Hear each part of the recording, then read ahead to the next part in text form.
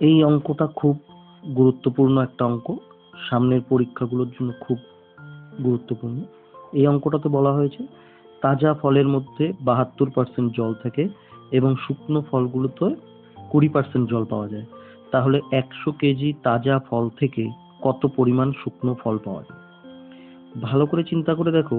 আমি যদি আঙুর আর কিশমিশ দিয়ে বলি, দেখো আঙুরটাকে শুকিয়েই কিন্তু কিশমিশ করা হয়। তাজা আঙুরে যে পরিমাণ জল পাওয়া যাবে, সেই জলটা শুকিয়ে গেলেই সেটা কিশমিশে পরিণত হবে। তাই বলে কিন্তু আঙুরের যে র মেটেরিয়াল, যেটা পাল্প, সেটা কিন্তু চেঞ্জ হয় না। তাজা আঙুরে যতটুকু পাল্প থাকার কথা, শুকনো কিশমিশেও ততটুকুই পাল্প থাকবে। তাই যদি হয়, এবার দেখো এখানে বলল তাজা ফল মানে ফ্রেশ ফ্রুট। ফ্রেশ ফ্রুটে ওয়াটার এবং পাল্পের মানে র মেটেরিয়ালের কথা বলছি, কত হবে? ওয়াটার যদি 72 হয়, তার মানে পাল্প হবে 28। আমি যদি ছোট করে বলি তাহলে কত হবে? 18:7। এটা হচ্ছিল ফ্রেশ ফ্রুটে। এবার ড্রাই ফ্রুট যদি চিন্তা করি, ড্রাই ফ্রুটে ওয়াটার কত বলা আছে? 20। ওয়াটার যদি 20 হয়, তার মানে পাল্প কতটুকু হবে? 80। আমি এটাকে ছোট করে বলতে পারি কত? 1:4। এবারে দেখো, আমাদের কথা ছিল তাজা আঙুরে যতটুকু পাল্প থাকবে, কিশমিশেও ততটুকুই পাল্প থাকবে। পাল্প মানে র মেটেরিয়াল। তো এখানে দেখা যাচ্ছে 7 আছে, আর ড্রাই ফ্রুট মানে কিশমিশের 4 আছে। তার মানে আমাদের কথার সাথে তো মিললো না। তাই আমরা কি করব? এই পাল্প দুটোকে প্রথম এবং দ্বিতীয় কেসে সমান করার চেষ্টা করব।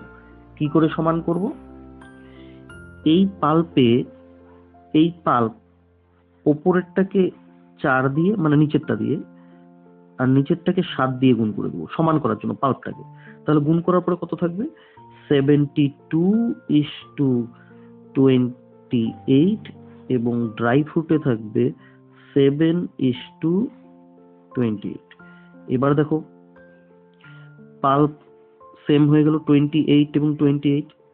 এবার আমাকে বলল যে 100 কেজি তাজা ফল থেকে কত পরিমাণ শুকনো ফল পাওয়া যাবে। তুমি দেখো, প্রথমেরটা ছিল ফ্রেশ ফ্রুট আর নিচেরটা ড্রাই ফ্রুট। এই ফ্রেশ ফ্রুট অনুপাতের দিক থেকে কতটুকু? 100 কেজি। এই 100 কেজির মধ্যে ড্রাই ফ্রুট কতটুকু আসলো? 28, আর সাথে 35 কেজি। তার মানে আমাদের উত্তর কত হবে? 35 কেজি। আবার একবার রিপিট করি, অনুপাতের দিক থেকে ওয়াটার 72 এবং ড্রাই ফ্রুট 28।